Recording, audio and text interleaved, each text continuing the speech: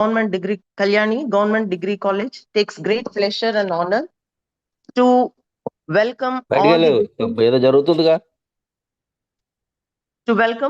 distinguished guests, eminent scholars, resource persons, faculty members, research scholars, and students to this one-day international webinar on the theme Translation Studies in Indigenous and Marginalized Literature and its Impact in the 21st Century.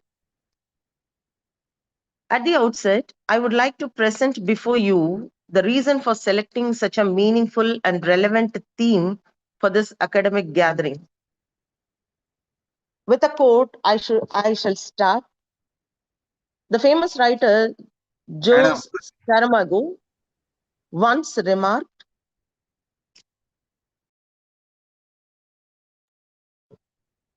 writers make national literature while translators make universal literature.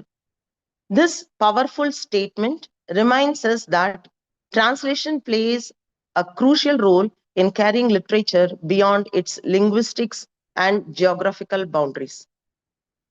In today's interconnected world, translation has become one of the most powerful tools for cultural exchange, intellectual dialogue, and social inclusion and integrity.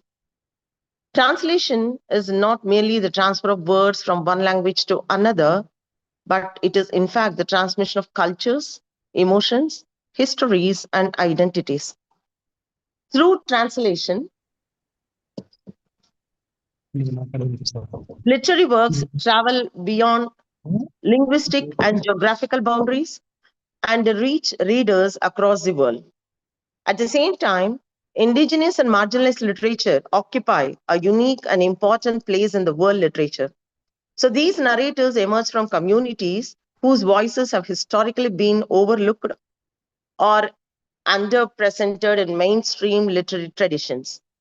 They carry within them rich cultural heritage, oral telling traditions, ecological wisdom, and social memories that reflect the lived realities of these communities. However, many of these literary expressions remain confined within local languages and cultural context. Without translation, their voices would remain unheard by the wider global community. The noted translation theorist Susan Basnett observes that translation plays a very vital role in shaping cultural understanding among societies. It allows text to travel along cultures and encourages dialogue between different literary traditions. The translation, therefore, becomes a very powerful means of giving visibility and recognition to those narratives. Similarly, one more scholar dealing with the world of translation, Sir Lawrence Venuti, emphasizes that the importance of making translation visible as a cultural and political act that brings marginalized voices in the global literary landscape. In the 21st century, translation studies has emerged as an interdisciplinary field that intersects with post-colonial studies, cultural studies, gender studies, and indigenous studies. Scholars today are increasingly examining how translation can challenge dominant narratives and create a space for alternative voices. In this regard, I need to remind to all of you about the famous personality of post-colonialism, Ma'am Gayatri Chakravarti Spivak, who reminds us that translation is not an activity, but a most reverend and respectable one.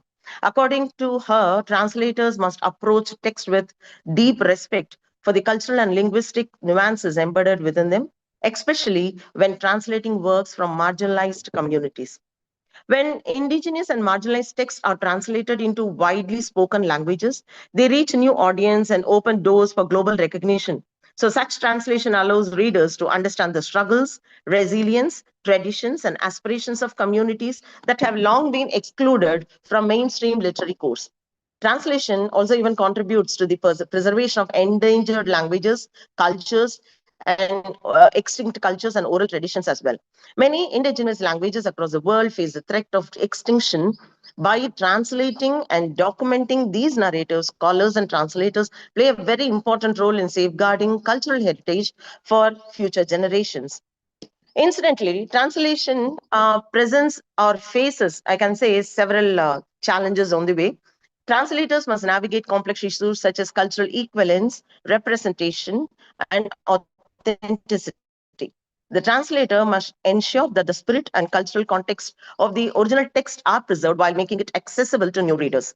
Therefore, translation is not only an intellectual process, but also a deeply sensitive and responsible doing.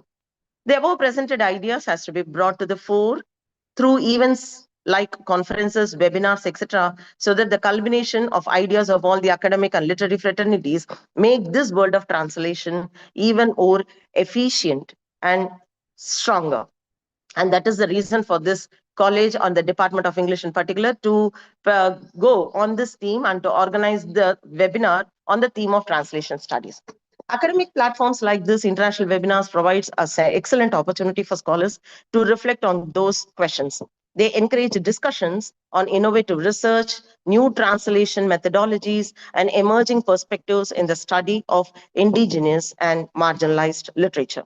So I'm very confident that today's session will offer valuable insights and stimulate meaningful discussions among participants of the day. The exchange of ideas between the scholars and different from different regions and disciplines will undoubtedly enrich our understanding of translation studies as both a scholarly practice and a cultural responsibility. So I once again congratulate our organizing team, and also I welcome all the participants, speakers, and presentations, and who and the audience as well who have been participated in the webinar, who have accepted our invitation, and for the initiative for conducting the international webinar and for creating a platform on my behalf that promotes scholarly engagement for and also intellectual growth. I extend my sincere appreciations to the renowned persons who have kindly agreed to share their expertise with us. I also welcome all the participants and hope that this webinar will inspire further research and collaboration in the field of translation studies. I wish the webinar a grand success and hope that the deliberations and contributions of today will extend meaningfully to the advancement of translation studies and the recognition of marginalized voices in world literature. Thank you very much. And I once again welcome you all to this one-day international webinar on translation studies and its translation studies on indigenous and marginalized literature, its impact in the 21st century. So, as a part of the beginning of our program, I request our principal, Dr. K. Srinivas Rao sir, who is the chairman of the webinar, to give his welcome address to all the participants on his behalf. Thank you. Sir, hello, sir. Yes, madam. Welcome, sir. Please render your welcome address, sir. Okay, okay. Thank you, sir. Is it visible? Is my voice visible? Sir, you're audible as well as you're visible, sir. Please Okay. carry on, sir. Okay. Good morning to all the members of the English fraternity present here. It is my great pleasure to extend a warm welcome to the distinguished guests, respected resource persons, scholars, faculty members, research scholars, and the participants who have joined us today for the one-day international webinar on translation studies on indigenous and marginalized literatures, its impact in the 21st century. At the outset, I sincerely appreciate the efforts of the Department of English for organizing this important academic event. Their commitment to promoting academic dialogue and research is truly commendable. On behalf of SGK Government Degree College, Vinukonda, Palnadu District, I am delighted to host this international academic gathering that brings together scholars from different regions to discuss a highly relevant topic. Translation is not merely the transfer of words from one language to another. It is a bridge that connects the cultures, histories, and communities. In the 21st century, translation plays a crucial role in bringing the voice of indigenous and marginal communities to a wider audience and is preserving their cultural heritage and lived experiences. This webinar provides a valuable platform for meaningful academic discussion and exchange of ideas on how translation can contribute to cultural understanding and social inclusion. I express my sincere thanks to organizing committee, the Department of English, and our eminent speakers for their efforts and valuable contributions. I wish the webinar great success and encourage all participants to actively engage in the session. Thank you. Over to Vasanti. Thank you, sir. Thank you for your welcome address to all the participants of the webinar. Thank you so much, sir.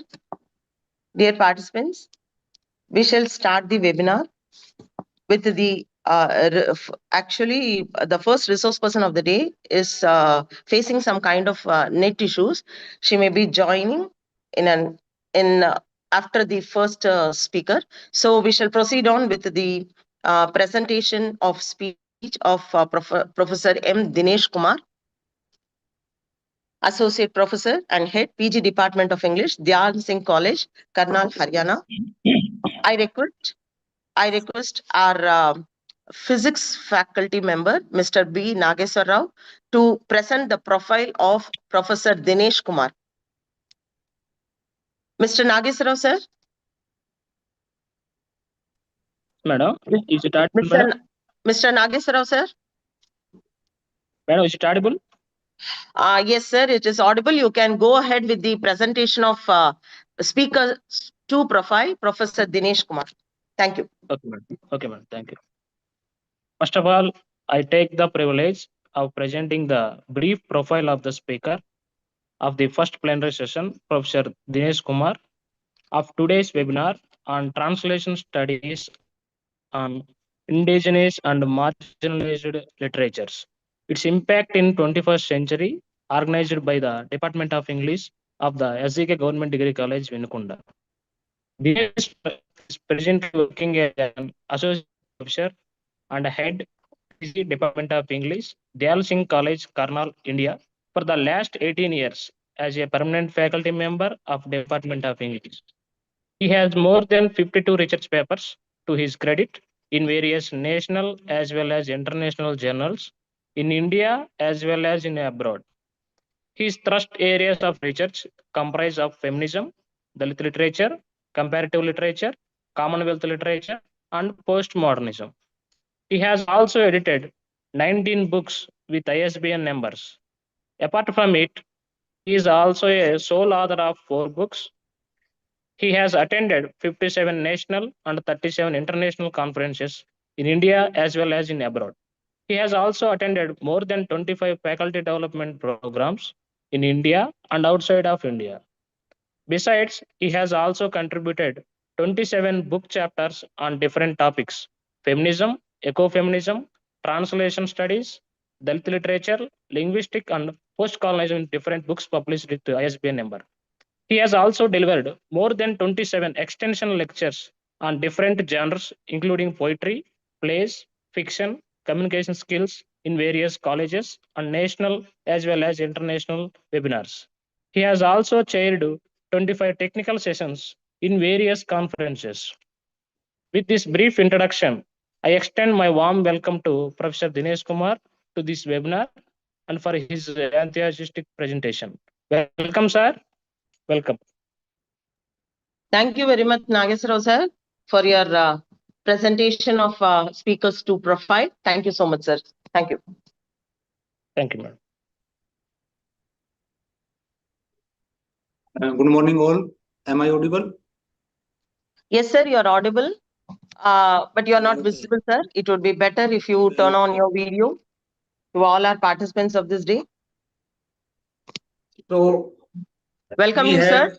Welcome you. Thank you. Thank you very much.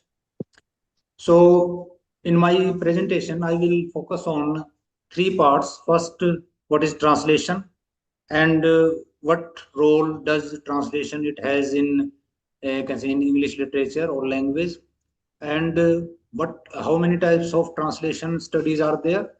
Then I will focus this aspect of translation in Indian context, and later on I will connect it with some of the translated works written in Indian writing in English, like Dalit writing and other female writers who translated their works into English language from their original language, native language, and what impact it is going to have when these, you can say, works were translated into English language. First.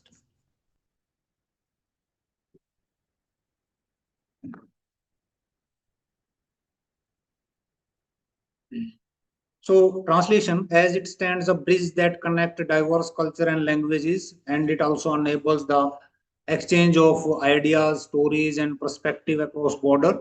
Nowadays, we come to know that through translation, we can communicate globally. And in this context, when we are discussing the role of translation in context of Indian literature, translation plays a very significant role in not only preserving the richness of the country's literary heritage, but also fostering cross-cultural understanding. So in the present paper, I will focus on the significance of the translation in the domain of Indian literature. Indian linguistic landscape is incredibly, can say, diverse, because India, it is known for unity in diversity. We have number of cultures and number of languages used by the natives of can say India, and they are also following can say number of literary tradition, and it showcased the plethora of stories fragmentation hindering the accessibility of literary works beyond their native languages. Translation, it steps in as a unifying force. It connects, you can say, different cultures, and it also allows the works from various languages to transcend linguistic barriers and also reach wider audiences of, as we come to know, Premchand can be appreciated by the readers for far beyond their original linguistic domain. And Indian literature is deeply intertwined with the country's culture, historical, and social fabric. It also reflects the growth of some social norms, beliefs, system, and also artistic expression over centuries, and also the narratives which are embedded in Indian literary works, which are not lost to time. And translation also allows future generation to connect with the wisdom of the past and also appreciate the depth of human experiences which are captured in these writings. So the impact of translation, as we find that it extends beyond national boundaries. As Indian diaspora thrives across the globe, translated literary works contribute to the preservation of cultural ties while also nurturing multicultural identities. So, translation has undoubtedly an important place in the history of ideas and also in the history of translation, that is, the history of human civilization and understanding. And this my lecture will elucidate the ordinary moments of the translation in Indian history and conclude that stories travel from culture to culture, and their transmission through translation, it takes innumerable forms. The classic case is said to be that of Panchtantra. In an evocative essay, Amitav Ghosh, one of the important writers in Indian writing in English, he writes about Panchtantra. I quote, "These stories too have no setting to speak of except the notion of a forest. Yet the Panchtantra is reckoned with by some to be second only to Bible in the extent of its global diffusion. Compiled in India early in the first millennium, it passed into Arabic through the 16th century, Persian translation, engendering some of the best known translation today of the Middle Eastern fables, including parts of the Thousand and One Night. And the stories were handed on to Slavic language through Greek and from Hebrew to Latin, a version of the later appearing in 1270, and through Latin they passed into German and also you can say late Italian, and today they are inseparably part of the global heritage. So Indian literature is deeply intertwined with the country's cultural, historical, and social fabric. And it is the reflection of the evolution of the social norms, belief system, and also artistic expression over centuries. Translation, it serves as a means of preserving this uh, cultural heritage uh, to uh, what we call ensuring that the insight and the narrative embedded in Indian literary works are not lost to time. It also allows the future insight and future generation to connect with the wisdom of the past and appreciate the depth of human experiences which are written in these writings. So the translation goes beyond linguistic conversion. It facilitates the exchange of ideas and perspective between cultures. Indian literature offers a window into the nation's ethos, values, and struggles. By translating Indian literary works into other languages, we come to know that individuals from different cultures they have uh, enabled them to engage with India's unique narrative, fostering mutual understanding and empathy. In this regard, we can also we quote the example of Rabindranath Tagore, a famous Bengali writer who wrote his poetry in Bengali language in the beginning, and his poetry, when translated into English language, it was equally, you can say, significant, equally appreciated by the readers as it was written in the Bengali language. So, this is what we find, you can say, the role of translation, that it is connecting different culture, different languages, and when we can say discuss the types of translation. First is endotropic translation. Endotropic translation is used to bridge the linguistic boundaries within India. When we are when we are translating the works of the Bengali, Marathi, and other writers into English language, then it is endotropic translation. So this translation refers to the practice of translating literary works from one Indian language into another Indian language. So this process is also crucial. Uh, by means of translation, we can also can say translate the works written in Bengali into Odia language or Punjabi language or Hindi language as well. So this is the internal process, and this process is very important in a linguistically diverse country like India, where numerous languages coexist, each with its own rich tradition. Endotropic translation acts as a concept that enable the cross uh, pollination of ideas, stories, and cultural can say perception among different linguistic communities within the nation. Each region and language has its own set of stories, myth, and literary forms. And all these myth and literary forms are reflecting the local ethos. By translating these works into other Indian languages, they are made accessible to a wider audience, promoting intercultural exchange and fostering a sense of unity in diversity. So, endotropic translation, it contributes to the enrichment of local literature by introducing new perspective, new styles, and new narrative techniques. When a work from one language is translated into another language, it often brings with it its unique linguistic expression and literary conventions, the traditions that they are following. So this infusion of fresh element, it can uh, it can say revive language literary landscape, influencing writers and readers to explore new creative avenues. So besides endotropic translation, which is the internal you can say factor in any country, we also take into consideration exotropic translation, which unveils Indian literature to the world through English language. when we are converting, you can say, the literary works written by the Indian authors into English language. So this is known as exotropic translation, which involves translating Indian literary works from various languages into English, the global lingua franca. So this practice opens the doors to international audiences and enable the Indian literature to reach a wider and also non-Indian readership.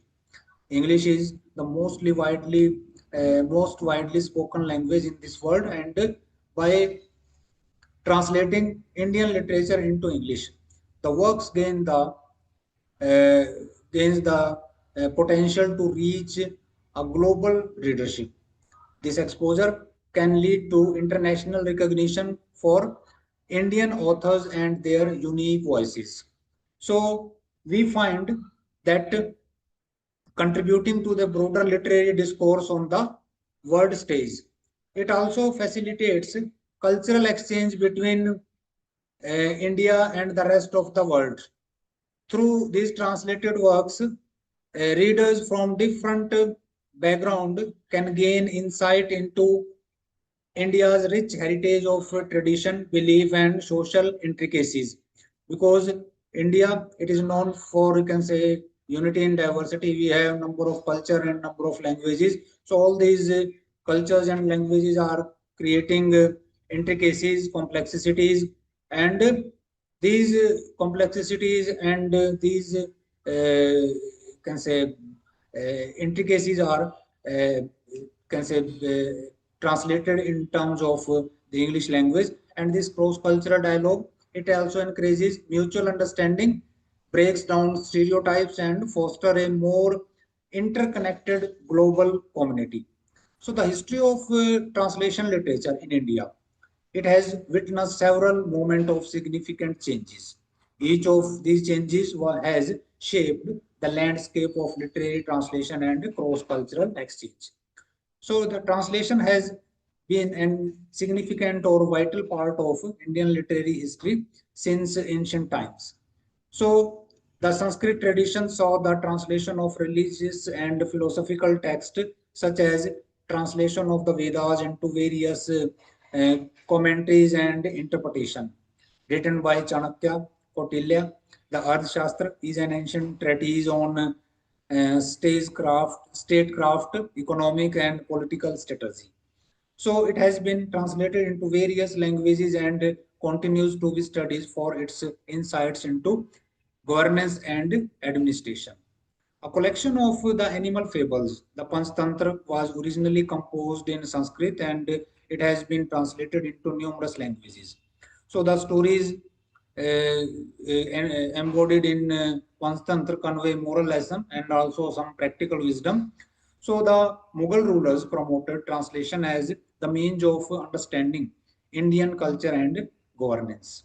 Akbar's court saw the translation of various texts, including Sanskrit literature, into Persian, contributing to cultural exchange, and the introduction of Buddhism and Jainism also led to the translation of their text into Sanskrit.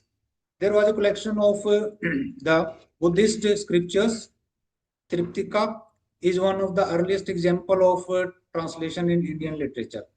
It was translated from Pali language to various languages to spread the some techniques of Buddhism. The preachings of Buddhism are embodied, and also if we go through the medieval Bhakti movement in India, which also emphasized devotion and spirituality. There was also the role of translation of religious and devotional poetry across different Indian languages. The central religious scripture of Sikhism, Guru Granth Sahib, it contains the poetry by Sikh gurus and saints from various backgrounds. It also incorporates works from languages like Punjabi, Persian, and Sanskrit saints like Kabir and also Tulsidas, Mirabai. They also wrote in regional languages, and how their works were later on translated into the other languages, and also their preaching and teachings spread far and wide. So the British colonial period, spanning roughly from the 17th to the mid 20th century, it marked a turning point in Indian literature, and also you can say in the field of translation as well. English became a significant language of translation as British administrator, scholar, and missionaries. They translated Indian literary works into the English language. They also introduced the Indian literature to the West. And also, we have the idea of Christian missionaries who played a very vital and you can say dominant role in translating the religious text, including their religious book Bible into Indian languages. And their translation were not only aimed at religious conversion, but also served as the medium for introducing Western literary forms and ideas into the Indian audiences. So we find many, you can say, literary figures in English literature who have also translated, you can say, some notable works like Sir Edwin Arnold, who translated Bhagavad Gita as the song Celestial, which is a notable example. And this introduced Indian philosophy and spirituality to a Western audience. During the colonial era also, English translation of Ramayana and Mahabharata were produced and introduced Indian epics to a wider, you can say, audience. There are some notable translators like R.C. Dutt and Shri Rajgopalachari. Rabindranath Tagore poetry and prose have been translated uh, from Bengali into various other Indian languages. And we come across one of the important collection of poetry, Gitanjali, which was translated into English by himself. And he was, you can say, able to receive the most coveted Nobel Prize in literature. So the period after India, it gained independence in 1947. It saw the renewed interest in exploring and promoting Indian literature across languages. There are some important writers like Raja Rao, Kamala Das, Mulkraj Anand, who contributed far and wide to this movement by producing works that reflected India's diverse linguistic and cultural heritage. Their works are also translated into other Indian languages, which allow far wider accessibility for the readers. And when we consider the post-independence period, it also saw a vibrant contemporary literary movement that tackled a range of themes from social issues to personal narratives. And the translators, they were playing a very significant role in making these works accessible to the broader audience and contributing to the cultural conversation. So the expansion of the publishing houses and also literary journals dedicated to the translated works also uh, can be considered as the milestones because they increased the accessibility of the Indian literature in various languages. And the post-independence period marked a dynamic phase in the can say field of translation, particularly in Indian literature. It was also characterized by a commitment to preserving linguistic diversity, promoting cross-cultural can say understanding, and also allowing Indian literature to resonate with the audience across the country and around the world. If we come across the late 20th century and 21st century, we find a tremendous growth in the field of translation studies as far as Indian literature is concerned. So, because this time the literature, Indian literature was driven in part by globalization and also technology. It has witnessed the significant upsurge in the translation of Indian literature, both within the country as well as across the boundaries of Indian culture. So this time period has been seen as the diverse, you can say it is it is seen the translation of diverse literary works and enabling the cultural exchange, expanding readership, and also to create an appreciation for the richness of Indian languages and cultures. Indian authors, particularly Arundhati Roy, Salman Rushdie, Jhumpa Lahiri, they have gained international reputation, and how their literary works have been translated into multiple languages, and they have broadened the horizon for the readers. And also their works are accessible to the readers on a global level. And published in 1981, if we consider the example of Midnight Children by Salman Rushdie. It explores the complex history of India through the lives of the character born on the night of India's independence. And this book was not merely critically acclaimed for, but also it was widely translated, making Rushdie one of the prominent and one of the significant writers in the arena of, can say, world literature. Arundhati Roy, her debut novel, The God of Small Thing, it was published in 1997, and it also won her Man Booker Prize, and which is, and also can say attained the can say global attention. The novel success led to its translation into numerous languages. Further, its impact and how the readers they were, can say, affected. And Lahiri's collection of short stories, and you can say in Namesake, published in 2003. It can say describes the themes of identity, immigration, and cultural assimilation. And this book, it is, you can say, very poignant expression of the immigrant experience, resonated with the readers worldwide, leading to the translation into multiple languages. If we go through the 21st century, then we find the emergence of the digital literature. So digital literature, it has also enabled to bring, you can say, a revolution in the field of translation studies. And we find many transformative changes in the various aspects of society and various aspects of, you can say, culture. And also we find that the also we find numerous changes in the world of literature and translation.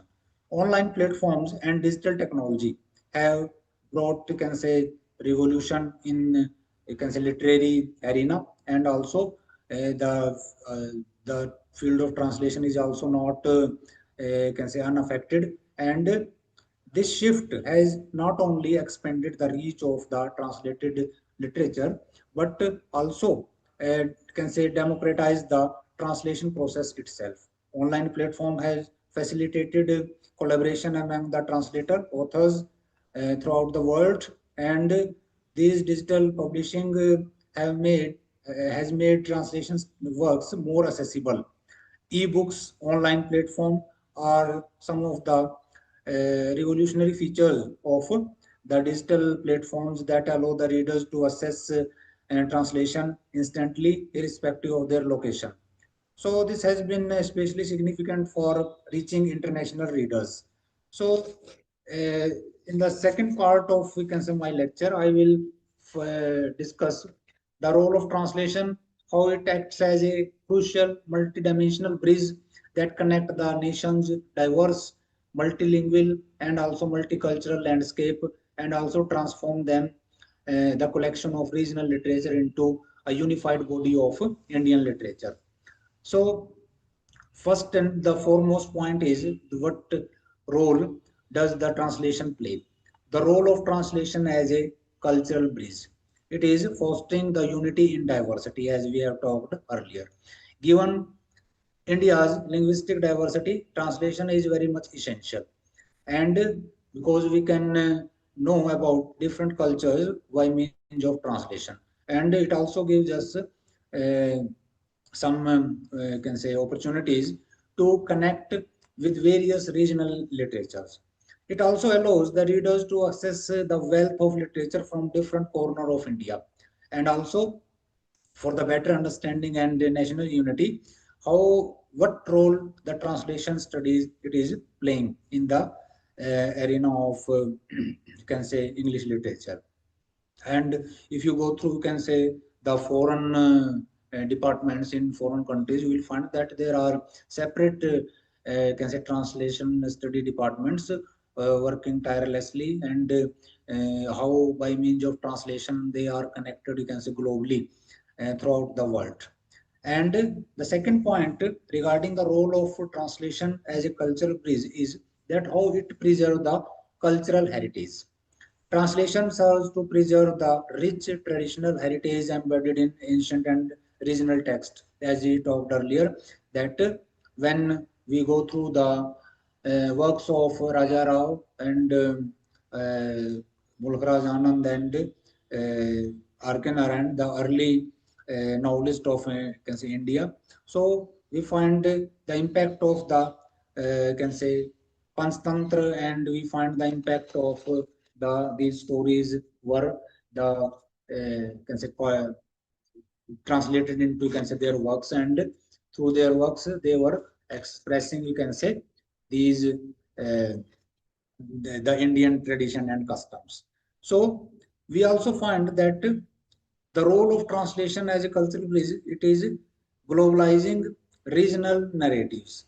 Translation act as a mechanism, and it also bring regional voices, especially Dalit and feminist literature, to the international stage. And Dalit autobiographies have been translated into English language from their regional, you can say, languages, because the Dalit authors, they are expressing their problem and predicaments in the form of their autobiographies, and how in English language, these autobiographies are, you can say, as popular as they had been in their, you can say, regional languages. And also the role of translation as a cultural bridge, how it shapes literary canon. Translation plays a very significant role in redefining the Indian literary canon, and it introduces the, for example, Indian classics to the Western world when can say translated into English language.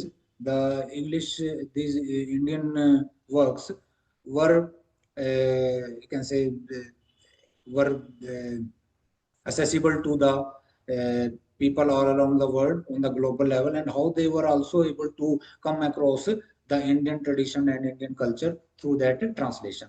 And also it also challenges, you can say, Eurocentric standards in the, you can say, when we are going through this role of bridging the gap.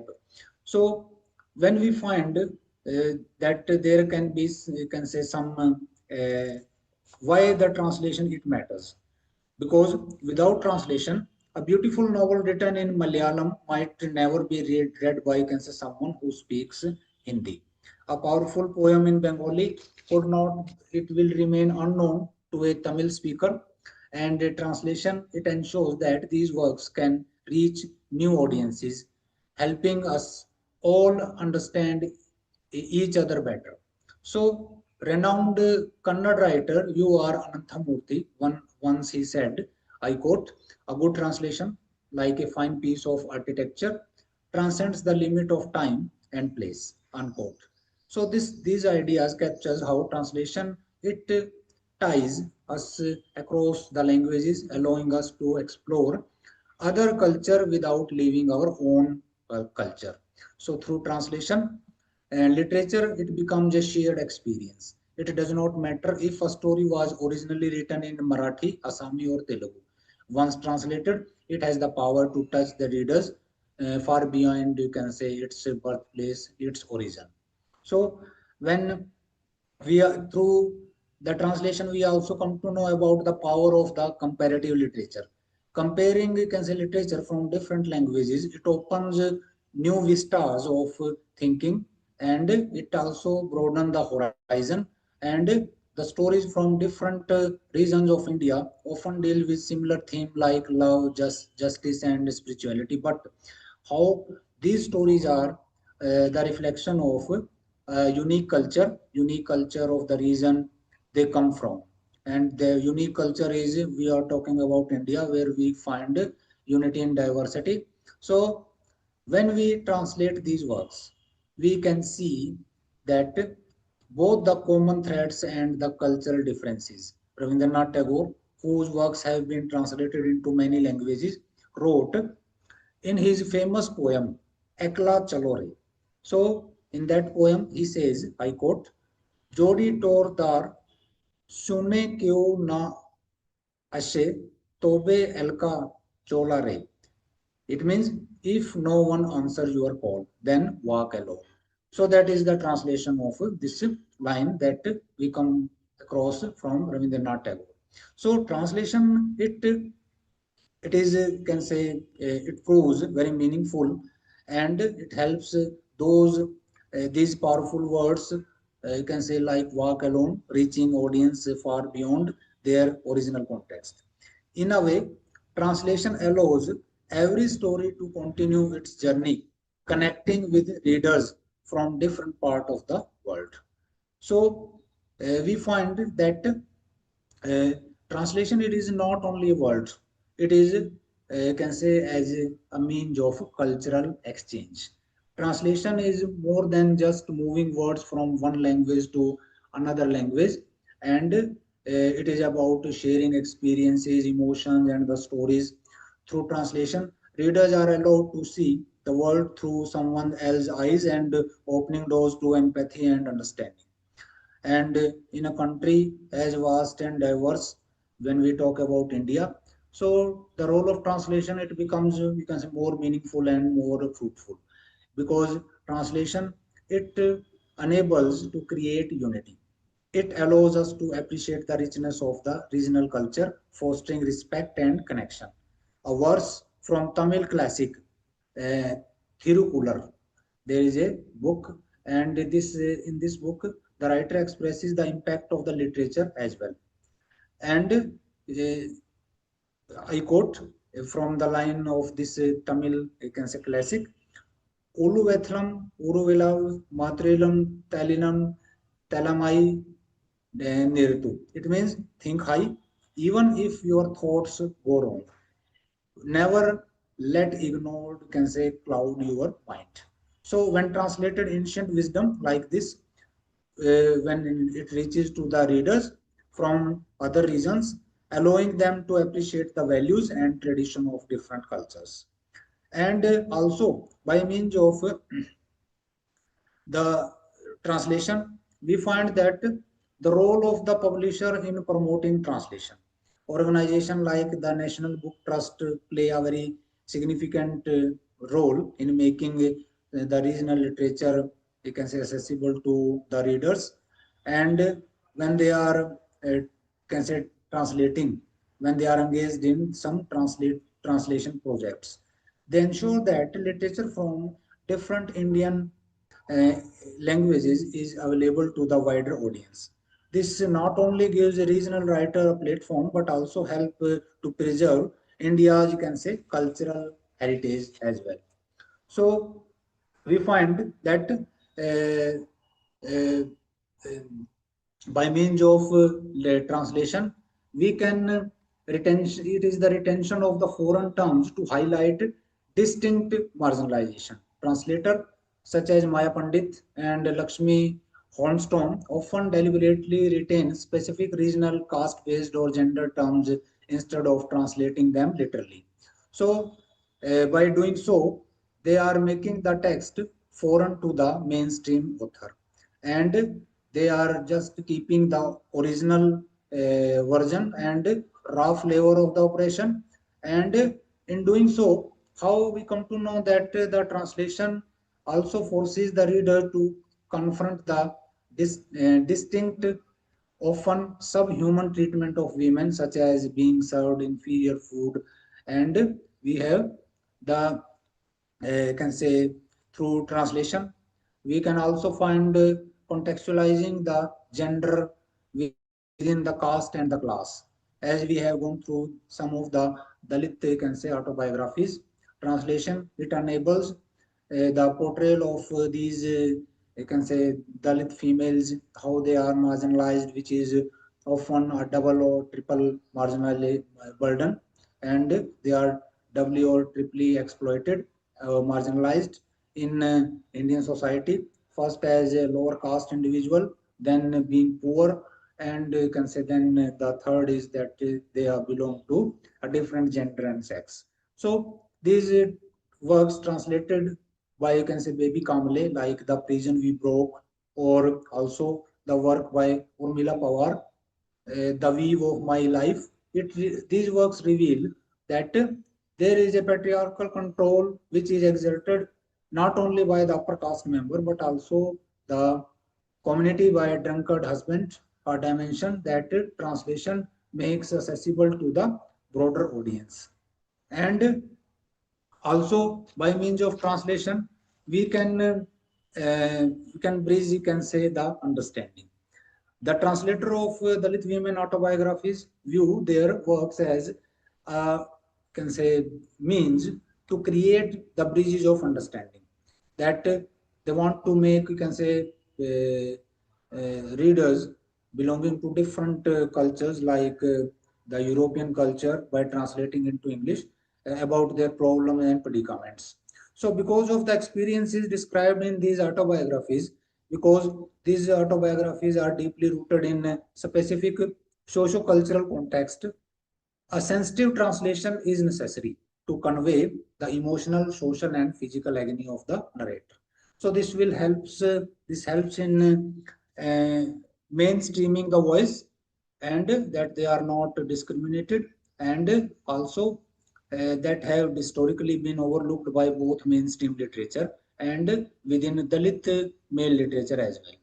So we find the role of translation as a correcting historical oversight. The case of, and I will discuss, you can say, this point later on. So now I would like to focus on the third part of the lecture, that is women writing and their feminist translation in Indian context.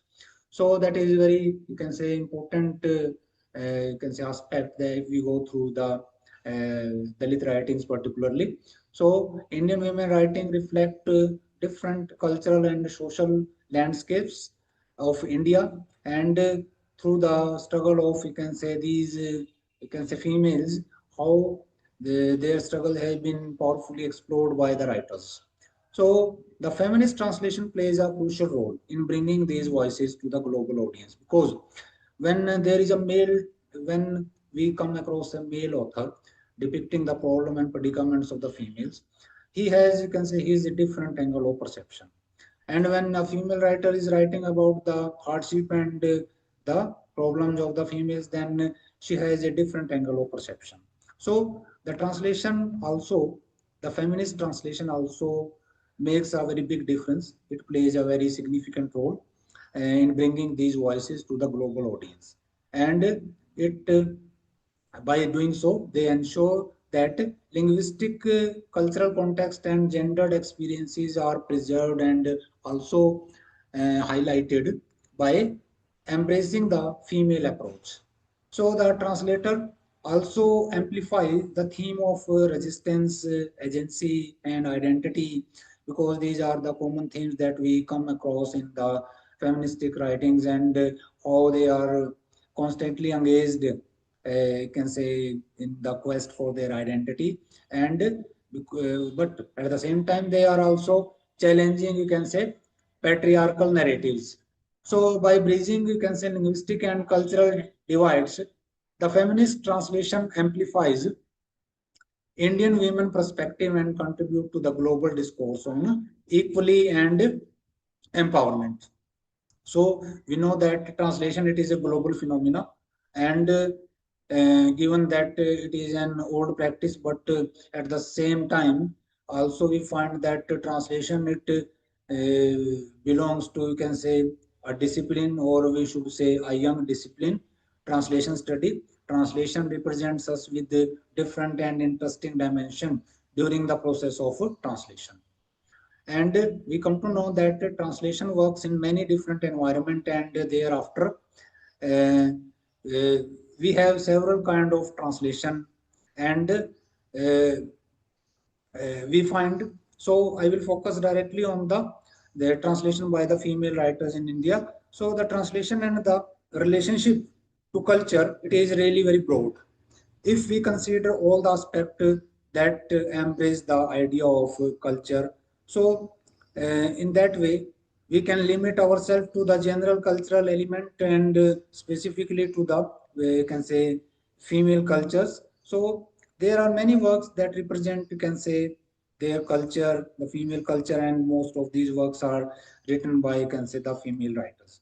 So we can categorize them women writings. So it should be straight, it should be emphasized that the Indian literature is very rich, and it is a rich reservoir of the women writing, contributing greatly to the wealth of can say many, can say, Indian writers. They have uh, contributed a great deal to the development of the feministic writing, and they have also tried hard to develop women writing in Indian literature, and most of them have succeeded in realizing the themes which are very particular to the Indian women in their works.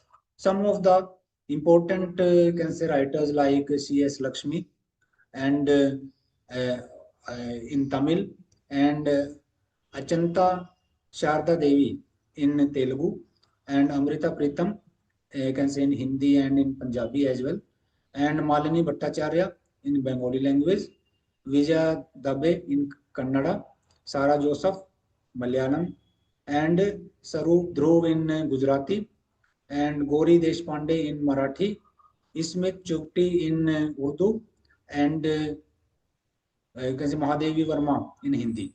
So Krishna Sobti also, you can say, considered in Hindi language, and Pravasini Mahakund in Odia. So they are the notable, can say, female writers. And when we translate the how, can say, the idea of translating women writers, uh, uh, we find that in this context there is a juxtaposition of cultural and linguistic reflection of the translation. There are always cultural element in the translation. For example, the translation of social and sometimes religious customs, geographical description, and so on. So which constitutes the general element of can say general elements of the people. There are other forms of culture, the way of life according to certain ideology. It includes general cultural element, for example social and revolutionary activities that focus on emancipation, on the rights of social justice and equality. So these are, you can say, some uh, cultural aspects that aim to eliminate cultural attributes that are based and unfavorable. And by trying to eliminate this kind of culture, we do not create a vacuum, but we try to uh, search search a new culture in that process. And Henry Maschovny says that translation exists because men speak different languages, and we can add that it is the difference between the culture that is what I think. That is the reason behind the manipulation in translation, and also the manipulation of translation helps us to emancipation that we mentioned earlier. So in general, culture in translation. When we focus on women writing, showcasing women culture in this study, so the women culture is presented in translation as an ideological and socio-cultural approach. And furthermore, there is, you can say, the application of the strategy of feministic translation, which works like a linguistic approach inspired by the women culture. So the women culture is highlighted under the feministic movement to resist patriarchal domination, and it also focuses on manifesting around all aspect of the you can say lives of women in the world. Feminist ideology is not new in the field of translation, but there are very few female writers who have been translated compared to, you can say, the writers. Translation of the works of the women writer is now an integral part of the feministic discourse because it helps to share different ideas from different parts of the world. So we come across that there can be two kind of translation at the ideological level. The first one is which we retain everything that is peculiar to the source text because the purpose is to convey aesthetic characteristics. And the second one is in which we find features of an adaptation and also the manipulation that would be the faithful translation not to the writer and but for the translator to its purpose whether sorry whatever it may be. So the aim of this study is to investigate whether it is possible to translate the culture of an eastern work into the western language when two very distant culture are involved. At the same time we find that the western ideology can be used to translate an indian works into french and the second uh, idea regarding the feminist translation. So I quote the you can say views of the critic of this feministic translation Nida. The difference, and according to the critic, the difference between cultural attributes can pose more challenges during translation than the difference in language structure. Nevertheless, it is because of the interdependency of the language and culture that the transfer of the ideas and the exchange of historical information, geographic or otherwise, are possible. Literary translation is always one of the main means to observe the cultural enrichment of the society. Each literary translation tries to highlight the cultural element of the source text in another language, and therefore it testifies to the encounter and assimilation of two different culture framework. The cultural aspects of literary translation are very broad because these concepts include linguistic, sociological, religious aspect and their individual manifestation in the literary works. It was also noticed that first of all it was you can say we should be indebted to the religious translation which dealt with culture and then thanks to the need to see know and how to understand the others that we begin to translate any kind of literary text.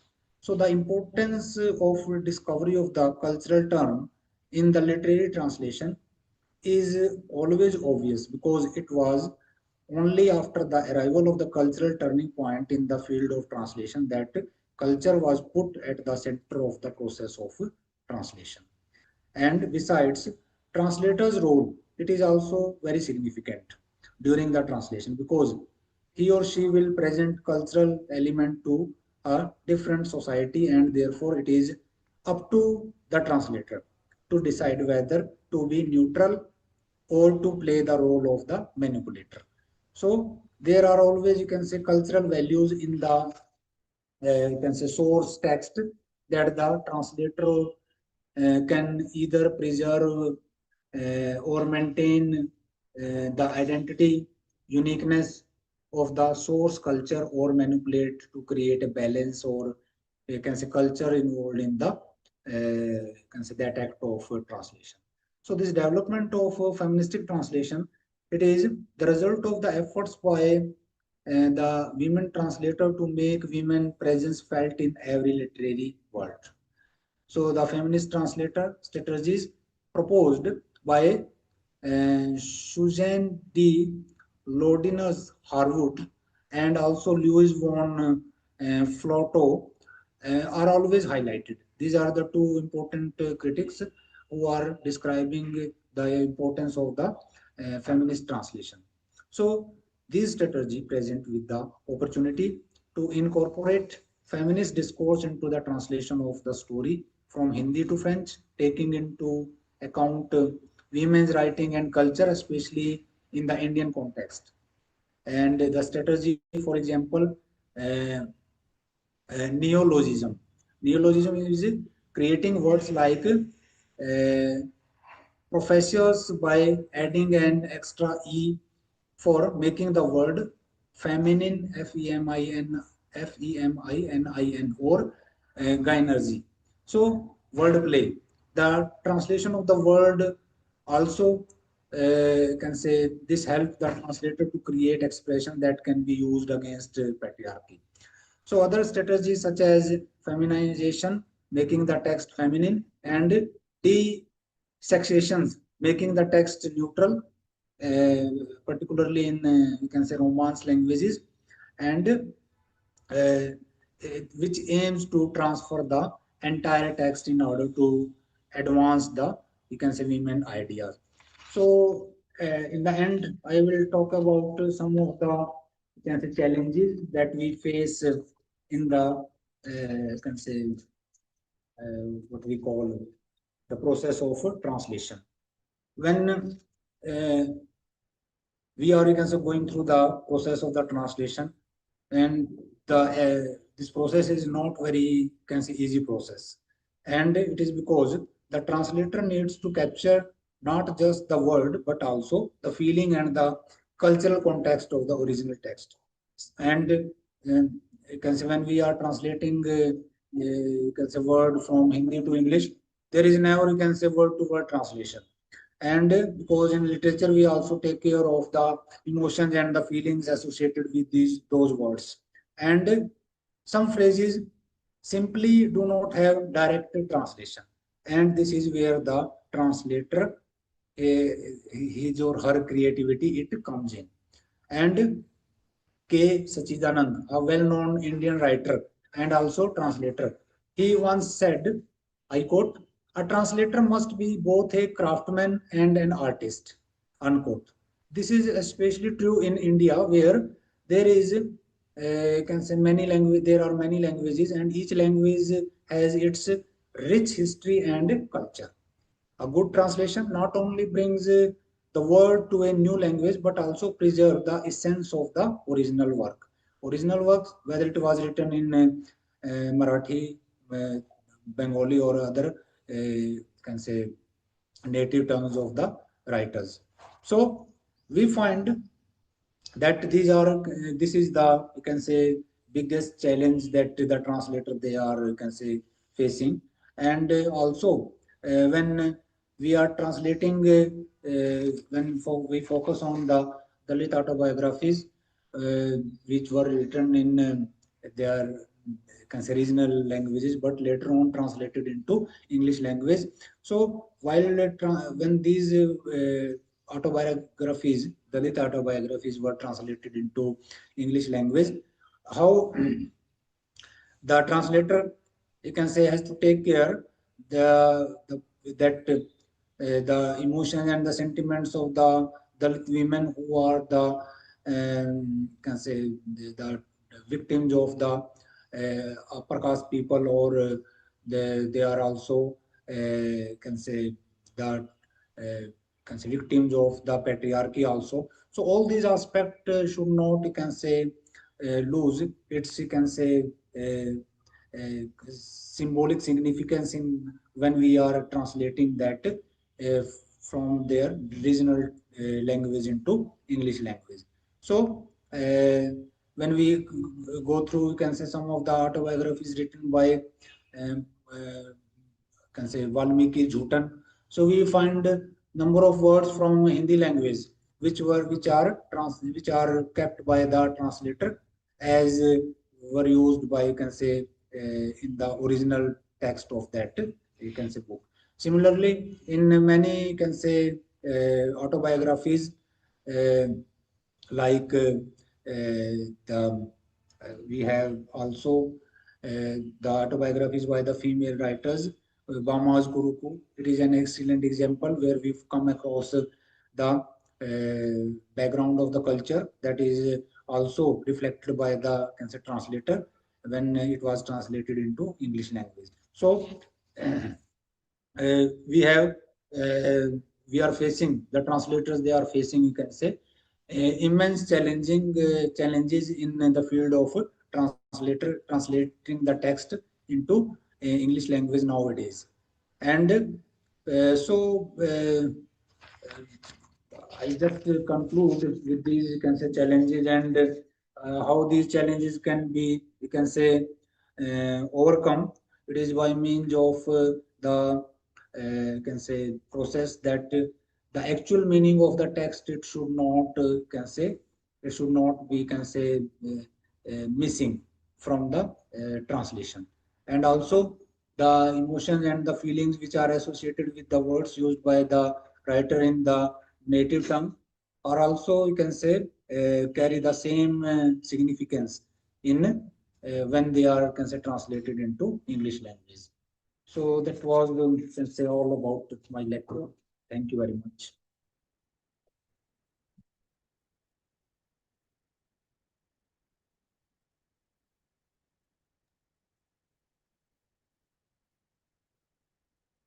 Thank you very much, sir. Thank you, ma'am. Thank you. I request the participants if you have any queries regarding the presentation of Professor Dinesh, sir.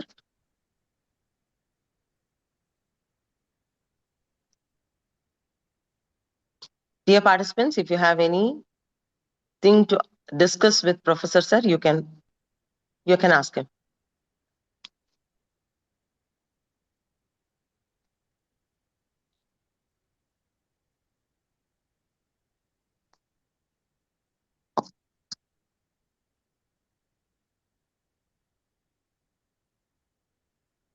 Okay, thank you, Professor Dinesh, sir. Actually, for your highly in-depth presentations in the context of translation, sir, touching all the areas of literature like Indian literature, Dalit literature, feminist literature. Thank you very much, sir. Thank you, I ma'am. hope Thank you you. would have given so much of inputs to those who are pursuing research in translation field. So thank you very much, sir, for your highly insightful inputs as well. Thank you, And ma'am. I extend my very warm gratitude for accepting my invitation and being as the resource person for this one-day international webinar, sir. Thank you so much, sir. Thank you, ma'am. Morning, for the ma'am. I opportunity. have a small question, ma'am.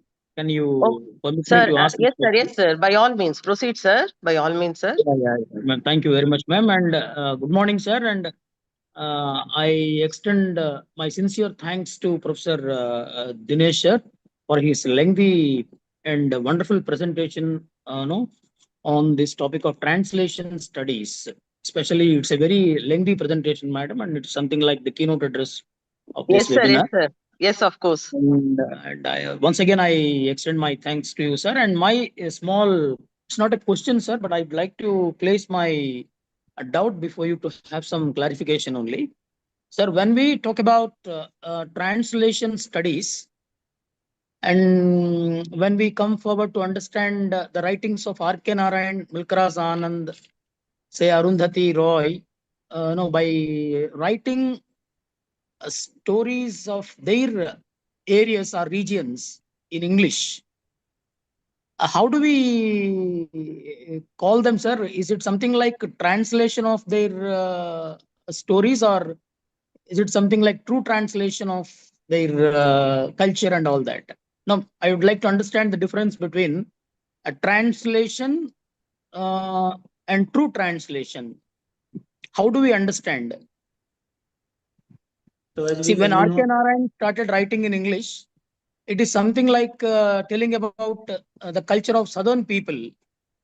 And by his writings, people of various countries have come to know about the Indian, especially the southern Indian culture. So actually, we know that translation has developed the Indian literature. Without the translation of Ishwar Chandra Vidyasagar, uh, we couldn't have made it possible to make other people of the world to understand something about Indian culture and stories. So I understand, but what is the difference between translation studies in the sense and true translation? so when we go through the writings of R.K. Narayan and other Indian writers, particularly I will talk about R.K. Narayan because in his fictional work we find the projection of the imaginative, you can say, place Malgudi, which is, and also you can say some of the traditions associated with that, you can say, culture. But at the same time, R.K. Narayan is not only, can say telling the stories by translating into English, and the writers they have tried, but also we find there are, you can say, number of Hindi words which are used by, can say, the writers while translating the works of, when we go through the novels of R.K. Narayan particularly. And in this context, we have the Indian traditions which are carried forward uh, through, you can say, as the literature is the means to carry forward the tradition and cultures. So we find the idea of, you can say, Saat War, Art Tyohar, that is written, you can say, in Hindi language, not, you can say, in English language.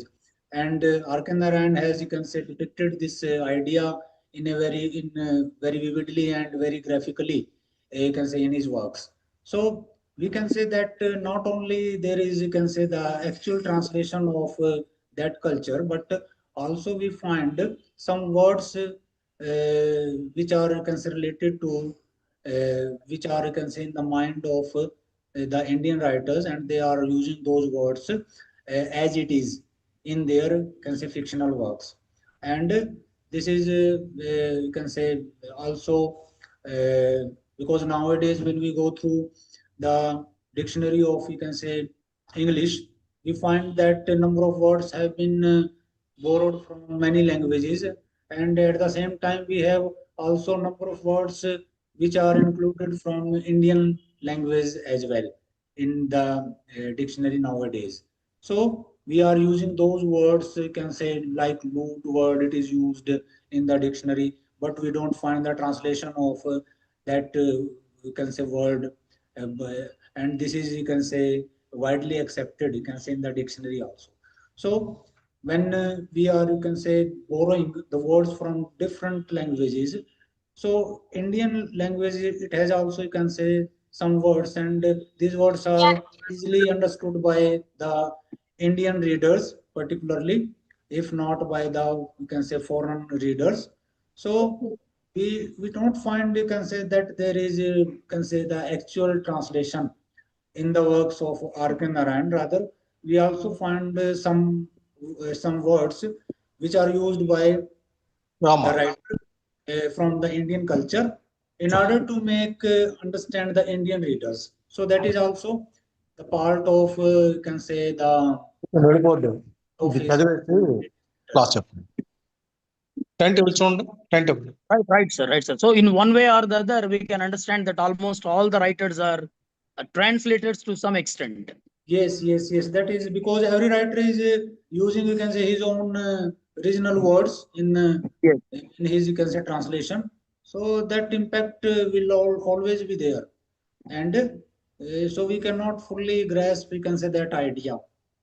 The foreigners, they cannot get the full knowledge of R.K. Narayan. We cannot get the full knowledge of the Western writers when they are Yes. translated into. So and vice versa. Yes, sir. Translation literature is universal. Thank you very much, sir, Yes, for yes, your yes. kind clarification. So nice Thank of you, sir. Thank you. Thank you, sir. Thank you so much, sir. Thank you. Thank you for Thank you, your. ma'am. Thank you very much. Sir, have you got clarified, sir? Yeah. Fine, man. No, I would like to. Actually, I wanted to understand whether all the writers are translators to some Yeah. extent. Yeah. Okay. Because every But community whatever be has the got case, its sir. own story. Pardon, madam? Sir? Translation is a global phenomenon nowadays, and I have Yeah, that's already talked in my lecture that in foreign countries there are separate translation study departments, and which are focusing on, you can say, this area particularly. Yeah, that's what, sir. You wouldn't have known about South African literature if we don't read old Soyinka. Since Yes, old yes. Soyinka Old started Soyinka. writing in English, we have come to know something about South African people and Yes, South yes, African Sir, problems. even Chinuva Achebe, sir. Even. Yeah, this wale part you will Toni find Morrison. number of terms which are related to the Yes, sir. Igbo culture. Western people might not have understood something about Indian culture if Yes, these sir. people wouldn't have written in English. Amal Yeah, Razan yeah. and R.K. Narayan, Arundhati Yes, sir. Rajarao. Yes. Actually, So, only through yeah, translation, our translation is a global literature also phenomenon. is brought to the forefront, sir. Yes, ma'am. Yes, ma'am. Yes, So we it's very have a remarkable that fantastic you have. literature, sir. That's what, ma'am. Whenever you organize a webinar like this, you come up with a very inspiring and innovative topic like this, ma'am. Thank you No, very sir, much. it, And it gives some inputs it's to very research interesting. scholars, sir. That's why, sir. That is the Yeah, main it's very idea of interesting. organizing on this translation studies. Yeah, it's the need of the hour, ma'am. We welcome Yes, you. sir. Thank you. Thank you so much, sir. Thank you. Thank you, sir. Thank you, sir. Professor Dinesh garu. Okay. Thank you very much. Okay. Okay. Thank you very much, Dinesh, sir. Thank you, ma'am, for inviting me also.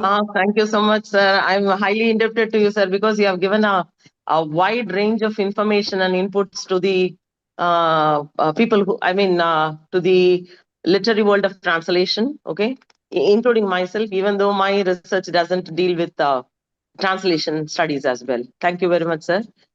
Thank you so much, sir, once again. Welcome, ma'am. Welcome. Dear participants, we shall move on to our next speaker of this webinar, one-day international webinar on translation studies on indigenous and marginalized literatures, its impact in 21st century.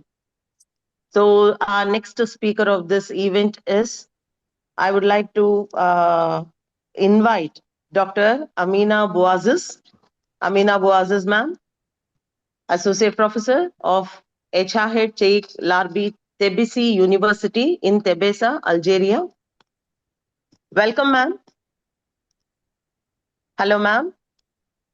Hello. Ma'am, have you joined, ma'am? Yes.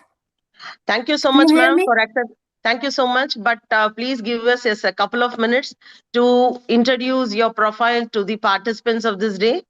Now, for this, I would like to invite Mr. Rama Kishore Behra, Head Department of Zoology, to present the profile of Dr. Amina Bouaziz. Please, sir. Am I Kishore, audible, sir. madam? Yes, of Am I course, sir. audible, madam? You're audible and visible as well. You please keep your video on while presenting the profile of the speaker. Thank you, Okay. sir. Thank you. Okay. Good morning to everyone. I am Ramakrishna Kishore Behra, lecturer in zoology at Srimad Ganganeni Kalyani Government Degree College, Vinukonda. And it is my privilege to introduce the second distinguished speaker of today's webinar. Translation studies play a crucial role in preserving indigenous voices and bringing marginalized literature to the global academic community. It is my great pleasure to introduce Dr. Amina Bouaziz, Associate Professor at Ikazid Chiki Library University, Algeria. Now, I would like to read the brief profile of our esteemed speaker.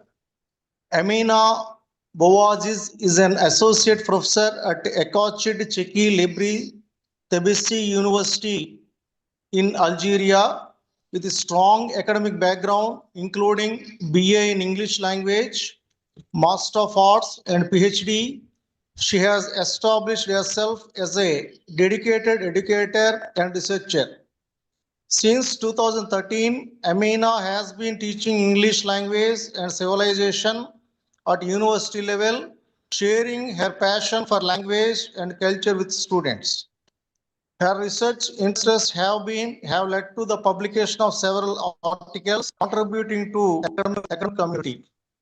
In addition to her research NGOs, Amina has actively participated in the organization and review of scientific events at the national and international levels. She also serves as a reviewer for several academic journals, providing expertise and insights to enhance the quality of scholarly publications. Amaino Madam has a multifaceted expertise, dedication to education, research, science, and peer review, making her valuable to academic community. With such an impressive academic profile and rich research expertise, we are truly honored to have Dr. Amina Bouaziz with us today. I am sure her talk will be valuable insights to translation studies and its relevance in the contemporary world. Now, I respectfully invite Dr. Amina Bowaises to deliver her lecture. Thank you. Over to Madam. Thank you very much, sir. Thank you very much for accepting my task of reading out the profile of Professor Ramayana, ma'am. Ma'am? Hello, ma'am? Am I Hello. audible, ma'am? Yes, you are. Ma'am, welcome to this webinar of the day, ma'am. Thank you so much. Thank you very much, esteemed colleagues and conference organizers, for inviting me. Ma'am, I'm truly excuse honored. me, if you don't mind, can you turn your video on, ma'am?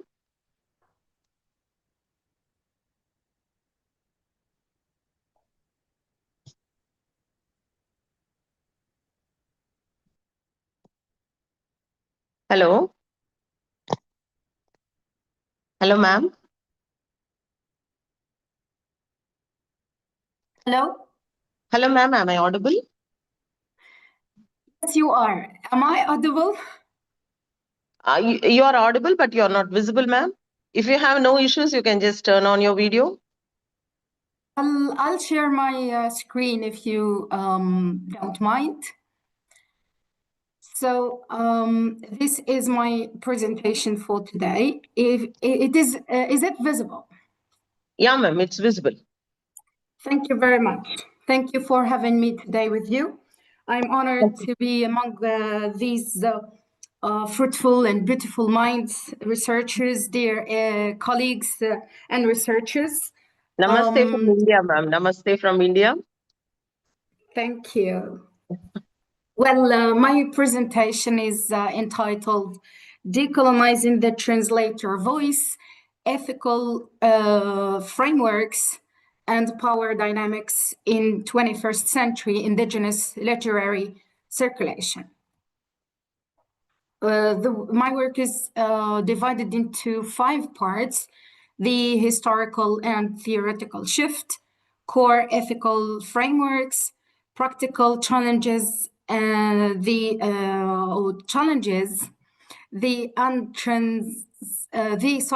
part 3 practical challenges, the untranslatable, and institutional gatekeepers, and collaborative and sovereignty.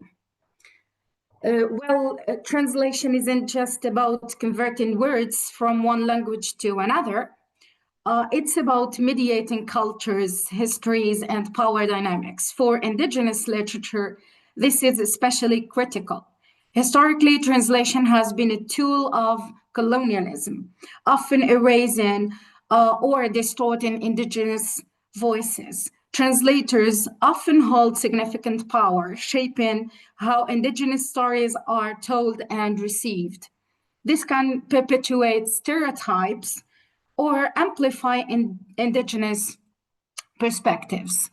So translation has historically functioned as a tool of dominance, not neutral, linguistic transfer. In a 21st century, Indigenous literary circulation demands reorientation toward relational accountability and sovereignty. Translation or traditional translation stripped cultural context, depth, and structural integrity from Indigenous texts, which is quite problematic in here, which we are going to see how Indigenous literary works are not accurately delivered by the translators. And they have been an issue of stereotyping and unfairly transmitting the words and the text. The historical and theoretical shift. The evolution of the translator role from colonial to decolonial, that is shifting from paradigms of dominance to relational accountability. Current trajectory of the 21st century that marks a fundamental orientation of how Native American literature is circulating. That is, the 21st century marks a pivot point. We are moving away from the colonial paradigm where the translator was an outside observer toward relational accountability. In this new era, the translator is a partner in a web of living relationships. The historical context, that is translation or translation as a dominance, a mechanism of control that is historically used to transfer meaning from lesser languages to dominant ones. Stripping depth, that is traditional methods, often removed cultural context and spiritual depth. The structural erasure, unique indigenous structural elements often sacrificed for tragic language flow. Historically, translation was a tool of empire by transferring indigenous meaning into dominant European languages. Translators often stripped texts of their spiritual depth and unique structural elements. This wasn't an accident, it was a mechanism of cultural dominance, that is, the Western cultural dominance. The legacy of assimilation and exoticism, assimilationist renderings, flattening worldviews to fit the norms. Now, the norms here are the Western norms.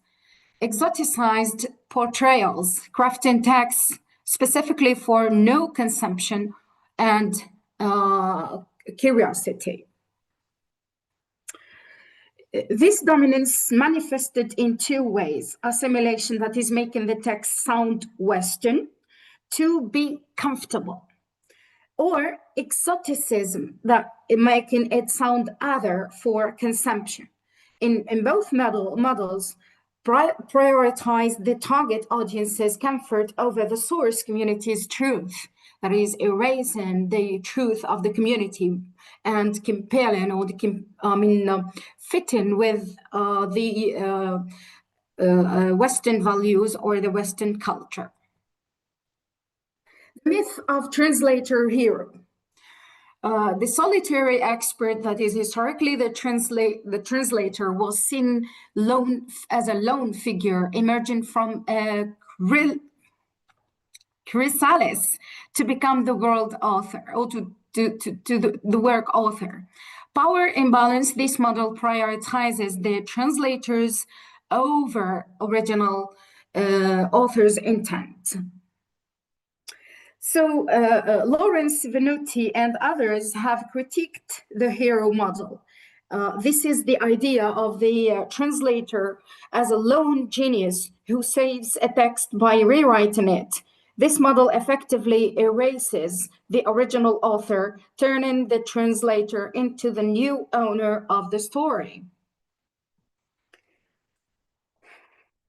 Translation as purely linguistic, the critique.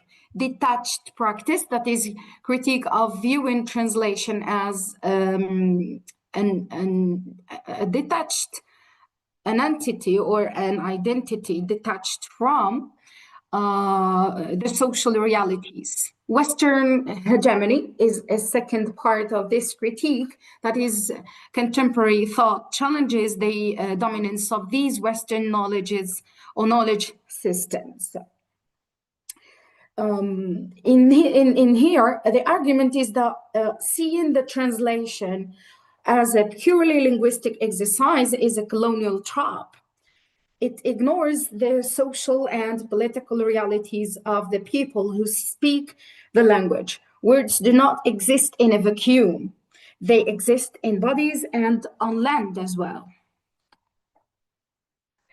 Defining the decolonial imperative beyond conversion, that is, moving from simple linguistic swap to process of co-creation. Centering sovereignty, that is, placing indigenous epistemology narratives at the heart of the project. The question is that what is the decolonial imperative? It is the active dismantling of Western hegemony in literature. It requires the translator to stop acting as a master of the text and start acting as co-creator who respects indigenous ways of knowing. The living text, static versus living. Decolonial approaches reject the idea of static objects. Embeddedness, recognizing the stories are linked to community and history. In many indigenous worldviews, stories are living entities. They are connected to specific lands and lineages. A decolonial translator treats the text not as a static object on a page, but as a living relative that requires care and respect.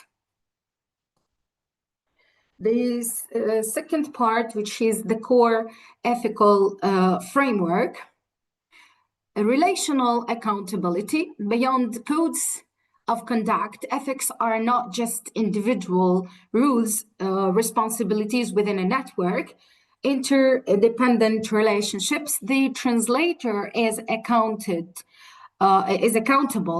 web of stakeholders. The relational accountability, as discussed by scholars like Schwann Wilson, moves ethics from rules to relationships. The translator isn't just accountable to contract, they are accountable to the ancestors, the current community, and future generation, whom he has to preserve or to transmit accurately. The Wenduin, a case study in ethics. The origin of the word is an ethical guideline from the Ojibwe language, that is a native language. Mutual care emphasizes responsibility and care within relationships. The concept of Inawenduin teaches us about the interconnectedness of all things. In translation, this means the wisdom of the work must be handled within mutual responsibility. It is about the spirit of the exchange. These 7 duties of the relational translator, core values, or the 7 core values are wisdom, respect, love, honesty, humility, bravery, and truth. The scope, these duties apply to the author and the entire community represented. These duties have or are practical guides for how to handle sensitive cultural knowledge within or without, overstepping. That is, respecting these 7 values as a translator. Epistemic reciprocity, knowledge exchange, translation, as a broader exchange of knowledge systems. Reciprocal transfer, ensuring the source community benefits as much as the reader.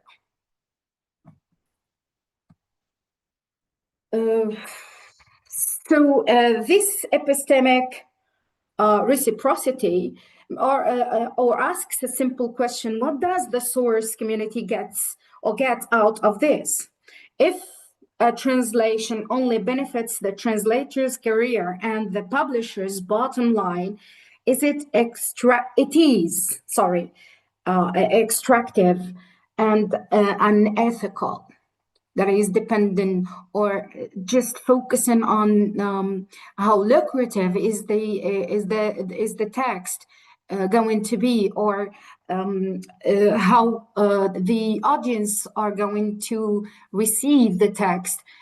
Focusing on this is truly or merely unethical. Opposing extractive models, one-way flow, rejecting the source to center model where knowledge is merely taken good data relations, respectful relationships are essential for indigenous sovereignty. So in here, we must resist source-to-center models where indigenous knowledge is mined. For Western consumption, good data relations require that the community retains control over how their knowledge is repurposed and who gets to see it. Decolonizing consciousness. Reflexivity, settler colonial contexts require a constant state of self-questioning, border thinking, bridging ways of knowing without privileging one over the other. This requires border thinking. As a translator, you must be aware of your own positionality, that is where you stand. Especially in a settler colonial context, you must constantly question if you are translating or colonizing the thought process of the author. Part 3, practical challenges, the untranslatable. The ethics of representation, linguistic gaps. Untranslatable are not just missing words, but gaps in cosmology. Ethical decision-making, how these gaps are handled, reveals the translator's underlying philosophy. The untranslatable is not a problem to be solved. It is a boundary to be respected. When a concept has no English equivalent, it signals a gap in cosmology that the translator must navigate carefully. Reframing the failure, traditional view treated untranslatability as a failure to be overcome or anglicized or assimilated when it is the case of America, which is the case that I have studied here. Decolonial view sees it as an invitation to educate and provide context. The traditional translation theory calls a gap a failure. Decolonial theory calls it an invitation. It is an opportunity to show the reader that Western language is not universal and that some meanings are tied specifically to indigenous soils. So epistemic hospitality, that is creating space, allowing the reader to grapple with a different way of seeing the world. Active reading, respecting the original, by inviting the reader into a more thoughtful process. This leads to epistemic hospitality. Instead of forcing the text to fit reader or the reader, we invite the reader to do the work.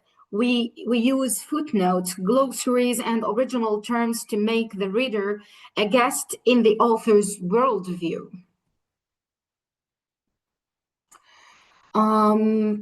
Preserving complexity, case of the Sugar Bush story. Leon Bitsmo-Simpson highlights the risk of reducing complex stories to simple lessons. Layered meaning, a decolonial translator preserves connections to land and kinship. That is, Simpson's Sugar Bush story is perfect example. If you translate it as just a lesson about maple syrup, you miss the complex of web kinship and land-based pedagogy. The translator must preserve that complexity. It isn't that simple story. Translating the body and rhythm. Kinetic language, the work of poets like Natalie Diaz and Sherwin Bitsui, form as meaning, focus on rhythm, sound, and physicality over literal meaning. that is translating the body and rhythm. These two poets, for example, Diaz and Betsui, write with a kinetic energy. Their language is physical. Decolonial translator must translate the breath and the rhythm of the poem, not just the literal definition of the words. Part 3, institutional gatekeepers. The ecosystem of circulation, shaping agency, the translator is constrained by publishers, university presses, and funding bodies. Anglo-American frameworks, decisions are often driven by commercial viability and prestige. Individual ethics aren't enough. We have to look at the ecosystem, publishers, universities, and funding agencies who are the gatekeepers that decide what gets translated and how much money is put behind it. The role of the publishers, arbiters of visibility, that is, publishers determine which voices reach the market. The literary standard, a system that favors works fitting Western standards.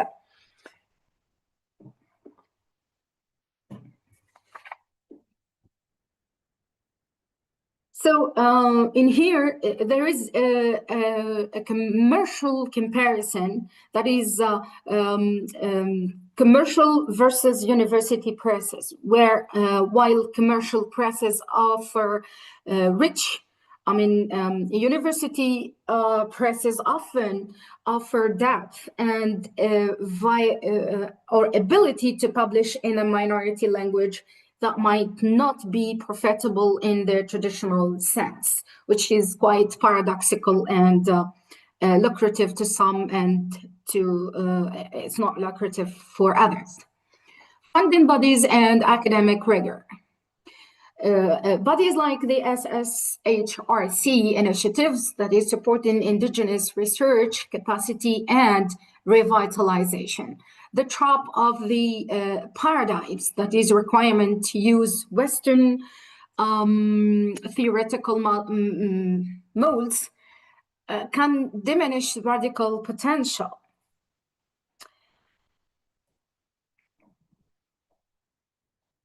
So translation isn't just between two people. For many indigenous texts, the knowledge belongs to the community, and community validation involves sharing drafts with elders to ensure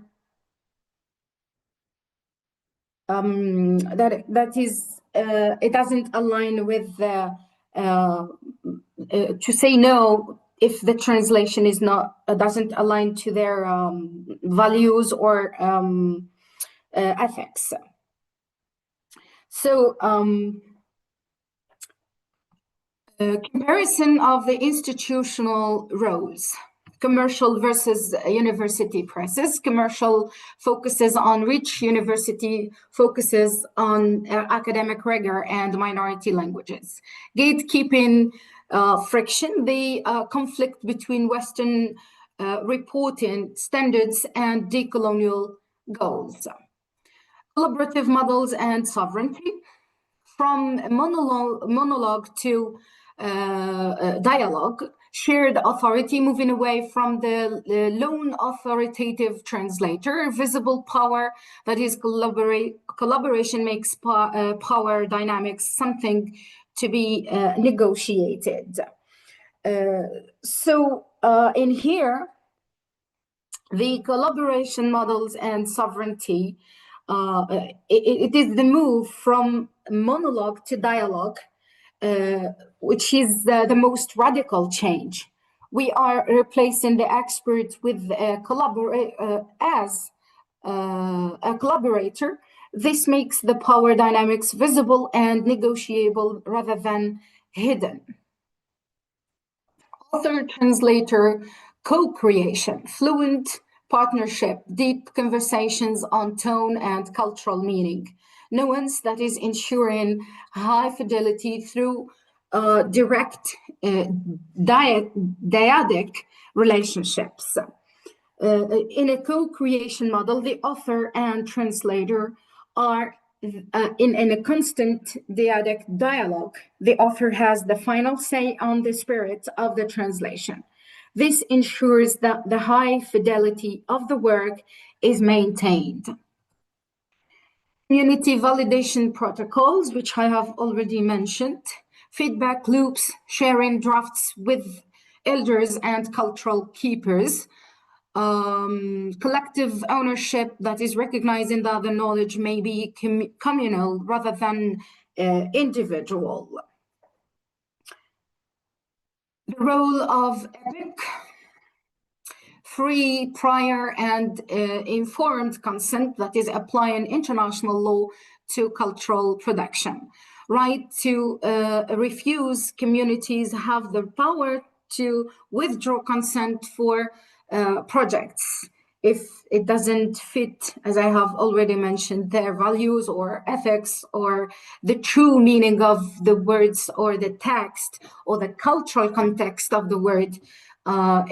It's just going to be nulled by the community, which is a right for them.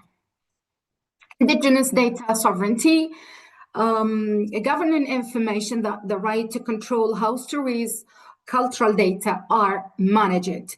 Flow control, respecting the community's right to control the flow of their histories, which is a recap of what I have already mentioned.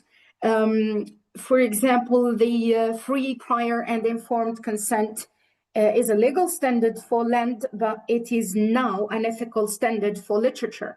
It means the community has the right to say no to translation if it doesn't align with their values simply. Community-led knowledge productions, speaking through, not for, moving from external researchers to community members speaking for themselves. Language revitalization, that is linking linguistic health to community wellness.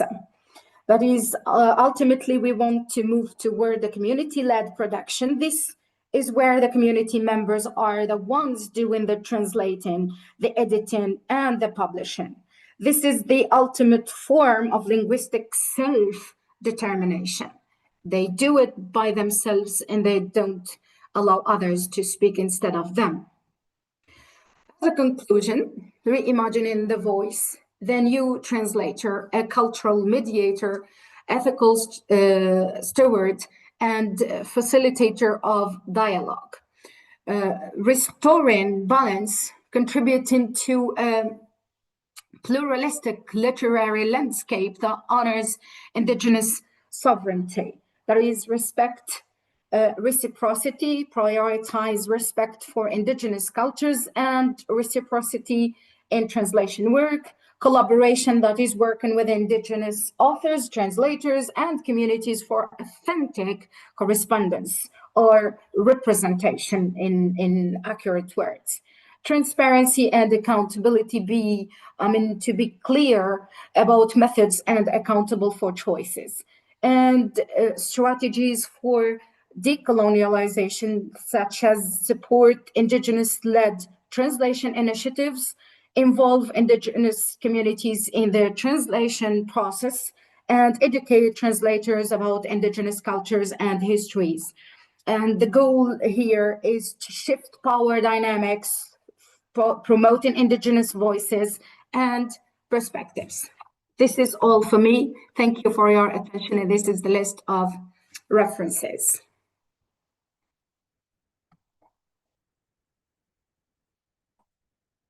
Hello?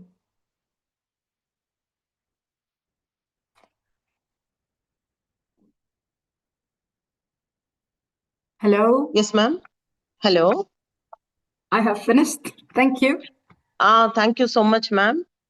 Thank you so much for your novel ideas related to translation as well. Ma'am, if you don't mind, can I ask you some, it's not questions actually, a kind of clarification? Yeah. Yeah. Ma'am, actually, you have come up with a very new concept of translator hero. Yeah. Ma'am, could you please explain a little more on the myth of translator hero, ma'am? What does that myth actually mean? Well, translator hero is the one who translates, neglecting other, cultural context, and uses his own conception and perception of the language he translates or transmits. So using the translation as a tool, as a linguistic tool, but rather not a cultural tool. So, ma'am, translator hero confines to the translator, right? Yeah. As he's using his language as a linguistic tool for translation, right? Yes. Ma'am? Yes, Ma'am, I am. I'm here. Ma'am, actually, I mean to say the translator hero, the phrase itself confines to the translator. Sorry? The phrase translator hero confines to the translator, right, ma'am? Yes. So he's called a hero because he's using his linguistic tool for translation. Indeed. Okay, thank you so much, ma'am. That is the myth actually refers, right? Sorry, could you please repeat what you've said? No, ma'am, I got a clarification regarding the myth, the translated hero, ma'am. Thank you so much. I got a clarification, ma'am. I got a clarification. Okay. Thank you very much. And shall I proceed on with some more questions, ma'am? Actually, I have noted down while you were presenting your presentation. Can I? Yes. Yes. Ma'am, could you please? Thank you, ma'am. Could you please elaborate on static as well as living text, ma'am? What do you mean by static as well as living text from the perspective of translation? From the perspective of translation, ma'am. Static versus living. Yeah, from the perspective of translation. Of course. So here I focused on transmitting the cultural context of the language. When we stick to static text, we just transfer the language. We are like a parrot. We are like a dictionary, walking dictionary. Whereas when the need is that you deliver the cultural concept, if the language doesn't have a synonym, for example, in your language, that is Western language as English, for example, you don't have to create a synonym. You just keep the word and put it in glossaries or endnotes or whatsoever. Actually, ma'am, what do you mean by static text, ma'am? Static text. What do you mean by that, ma'am? Unable to translate? Static text, inability and sticking to the text literal meaning. Okay. Inability. You mean to say inability? Yeah. Okay. So for living text means it can be easily translated. Do you mean by that? Sorry? By the term living text, what we should understand, ma'am? What do you mean by living text actually? Living text. A living text, for example, is the ability of the translator to make the language vivid. I mean, the language he translated, living. Okay. I mean, there are rhythms, there are songs, that is peculiar for indigenous people, Native Americans. I mean, if they are translated to another language, they would lose the rhythmic form, the poetic form, the how to say it, the enjoyable thing that is the language. With translation that is with the old model that is static, that is just transferring from one language to another and not keeping it as revitalized, as vivid, as the cultural context that is created in. Okay, ma'am, I understood. But I just, so by this we can say that for living text, they lose their naturality when that text got translated. That's what you mean to say, right? Yes, indeed. Okay. Thank you so much, ma'am. You're welcome. Another clarification I need from your presentation, ma'am. Actually, there was a slide which displayed as it was accountable to web stakeholders. In what way translation studies is accountable to web stakeholders, ma'am? Could you please clarify on that? Accountability? Yes, accountability to web stakeholders. So, could you elaborate on that phrase, ma'am? Web stakeholders.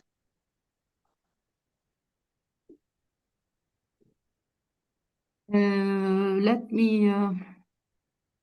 One of the slides of your presentation, it was displayed like that, ma'am. So that is why I need to clarify on that phrase. Yes. A moment, please, to go to, relational accountability. Yeah, relational I've talked about relational accountability. That is beyond the codes of conduct. Ethics are not just the individual rules, but responsibilities within a network. In here, the translator is accountable to a web of stakeholders. That is the elders of the tribe or the indigenous people or the community stakeholders, the responsibles, the chiefs, the leaders, the elders are the ones who to take consent from the translator.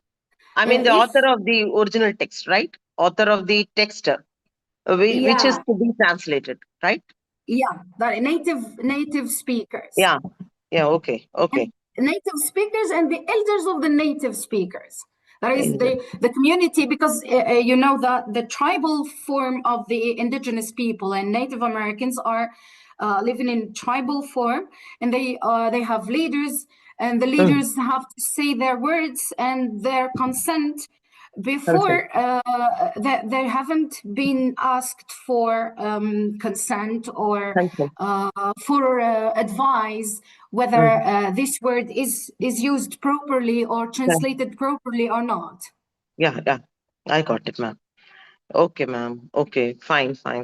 And one more thing was that you came up with a very novel information that a translator must possess or must have 7 duties, right? Yeah. 7 duties of a relational translator, okay, such as wisdom, respect, love, honesty, humility, bravery, etc. Actually, indeed, it is one of the more important thing which each translator must keep in mind while he's about to translate original text, right? So far we learned that the translator must be doing justice to the original text, okay? But now you came up with a very novel idea of 7 duties of relational translation. Who proposed this kind of theory, ma'am? This kind of theory of 7 duties of a relational translator?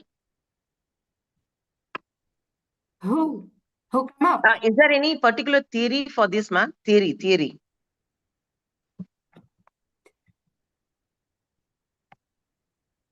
Hello, ma'am. I'm sorry, I couldn't grasp what you've said. Ma'am, shall I repeat the question once again? Yeah. In one of these slides, you have mentioned as 7 duties of relational translator, right?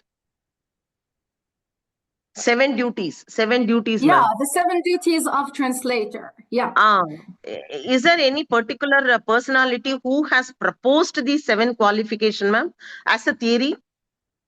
As a theory, ma'am? No, it's just a deduction from the research that I conducted. The research or the translator, sorry, should have these 7 ethics, these 7 duties, in order to be honest, in order to respect the indigenous culture and so on and so forth. Okay, so these are the etiquette, actually, right? Etiquettes. Okay, of which normally, which are generally a translator must possess, right? Indeed. Yeah. Thank you so much, ma'am. Last but not the least, one more question. Can I ask you, ma'am? Can you spare a few minutes? Yes, sure. Yeah, it was highly informative. So my mind is filled of queries, ma'am. That is why, out of my own curiosity and interest, I'm asking you. Shall I? Yes, sure. The floor is yours. Thank you. Thank you, ma'am. Thank you. Could you please explain once again what is reciprocal transfer, ma'am? Reciprocal transfer. Reciprocal, that is epistemic reciprocity. Yes, ma'am. Ensuring the source community benefits as much as the reader. That is, if you transfer and translate a text from the indigenous or a Native American text, make sure that the reader and the one who the community and the reader are mutually benefiting from this text. That is, you are a publisher, you are a press, a university press. You don't have to focus on your lucrative and your benefit at the expense of the indigenous culture, at the expense of the indigenous language. That is, you have to make a mutual respect of the community benefits. That is the accurate, the true transfer of their culture, of their language, and you can guarantee your publishing the books translated in your language, and you have money. The indigenous people have their own dignity and ethics respected and presumed. Actually, ma'am, in my opinion, reciprocal transfer is getting best of both worlds, right? Both for the translator as well as the living text or the original text which has got translated, right? But actually, ma'am, in my opinion, my suggestion is, if any text is translated, ma'am, if any text is translated, of course, it benefits the reader, because the reader is sensitized on the indigenous culture, literature, or the text, actually, ma'am. Is it true? Is it true?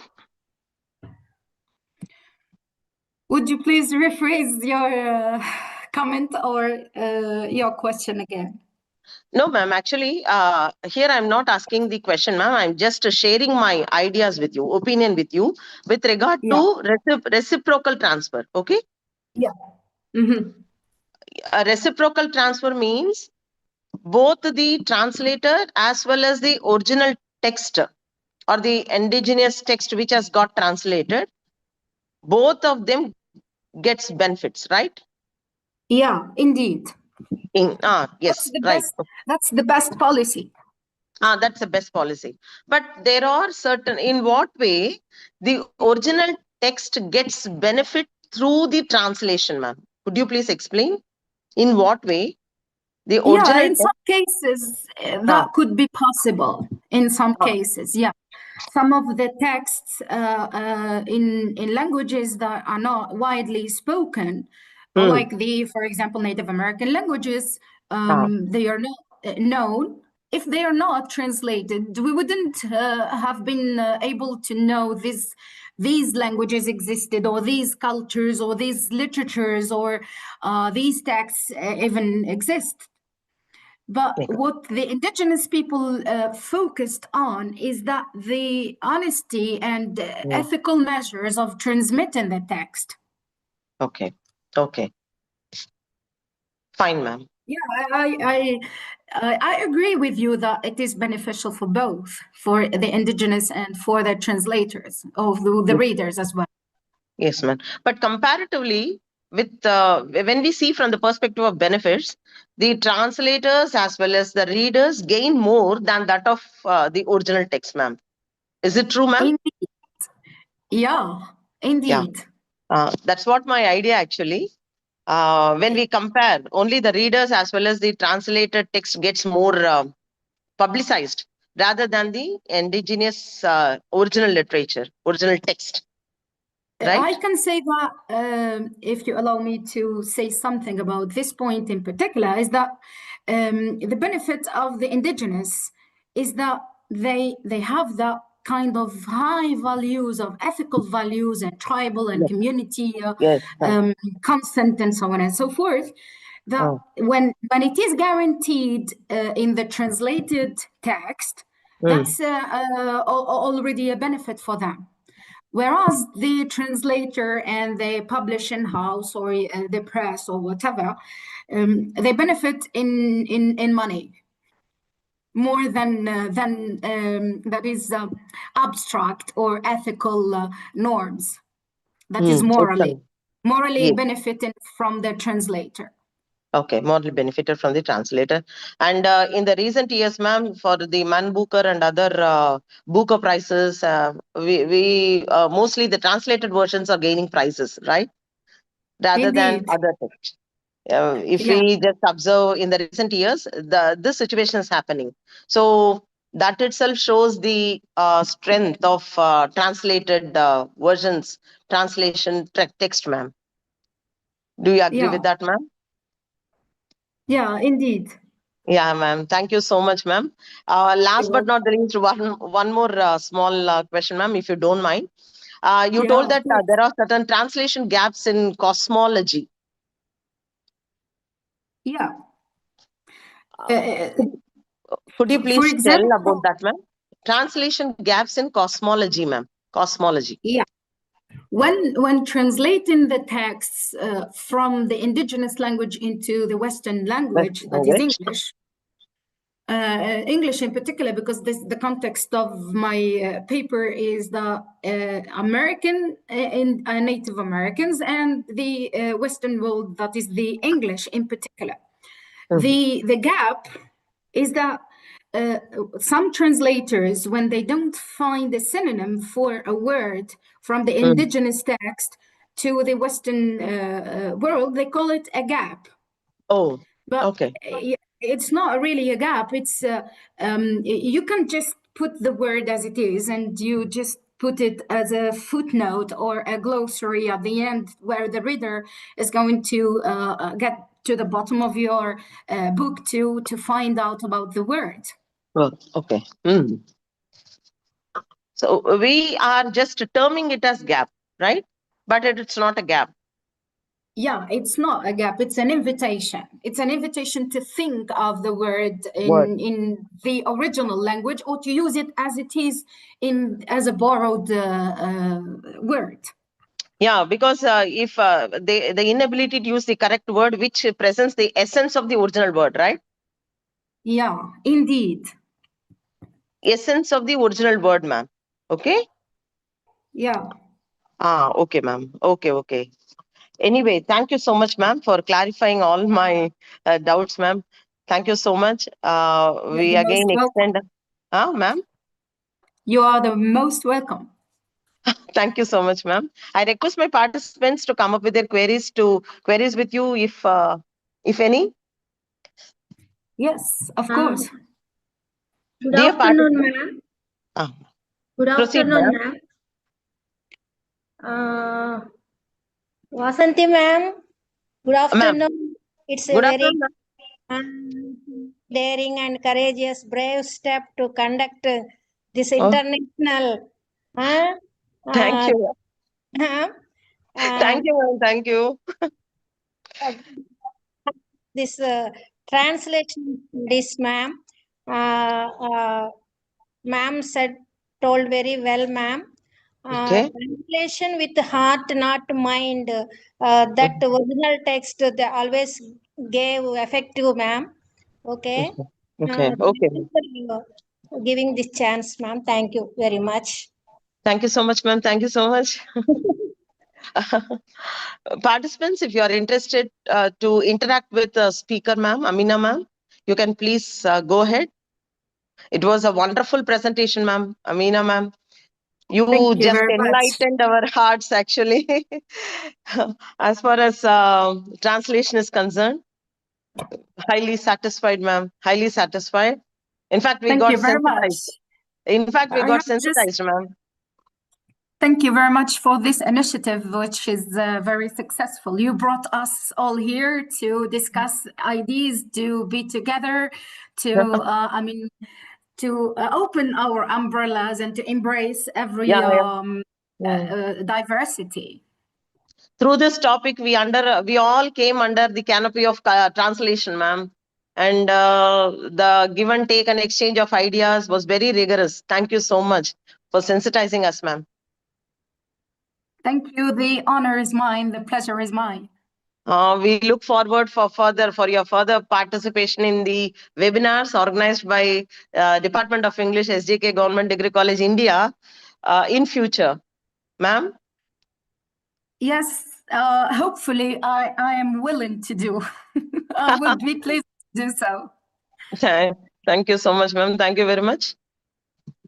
Namaste and bye, ma'am. Namaste. Bye. Bye. Bye. Dear participants, we are winding the session. We are having for a short while for lunch break. We again join by 1 o'clock to witness the enthusiastic presentation of Dr. L. Sangeeta, Assistant Professor and Research Supervisor from Tamil Nadu. Please have your lunch and get back by 1 o'clock.